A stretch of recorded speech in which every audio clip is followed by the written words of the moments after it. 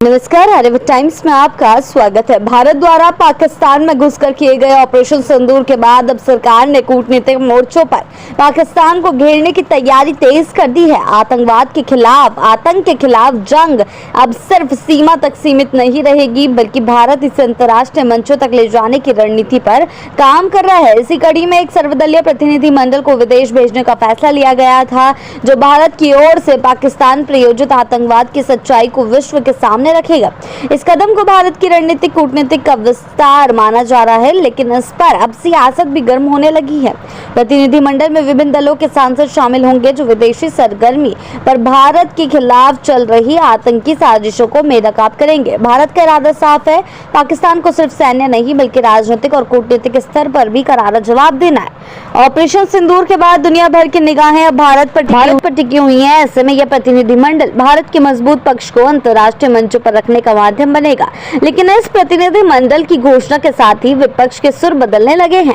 कांग्रेस सांसद तारिक अनवर ने प्रतिनिधिमंडल की उपयोगिता और नियत पर सवाल उठाते हुए कहा कि जब राहुल गांधी स्वयं देश के भीतर सत्ताधारी पार्टी की राजनीतिक प्रतिशोध का शिकार हो रहे हैं, तो ऐसे प्रतिनिधिमंडल में कांग्रेस की भागीदारी तर्क संगत कैसे मानी जा सकती है।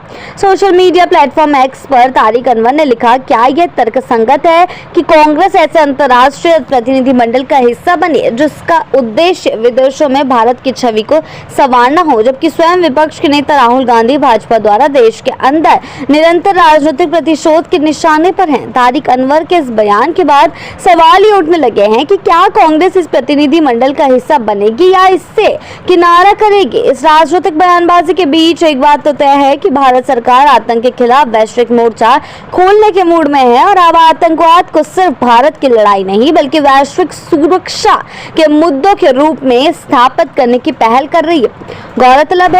गौरतलब है कि जम्मू कश्मीर के पहलगाम में हुए आतंकी हमले ने पूरे देश को झकझोर दिया था।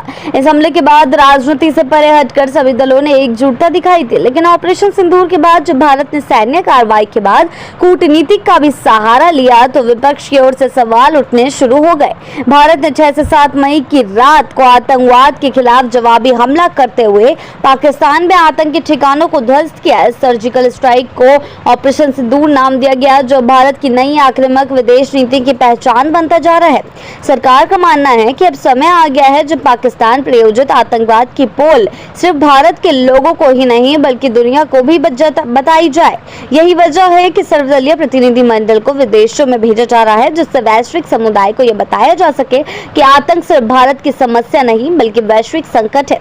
अब देखना यह होगा कि इस प्रतिनिधिमंडल में कौन कौन से दल शामिल होते हैं और क्या कांग्रेस इस राजनीतिक विरोधाभास के बावजूद भारत के पक्ष में विदेश में खड़ी होगी। यह सियासी मतभेद इस कूटनीतिक प्रयासों को प्रभावित करेंगे।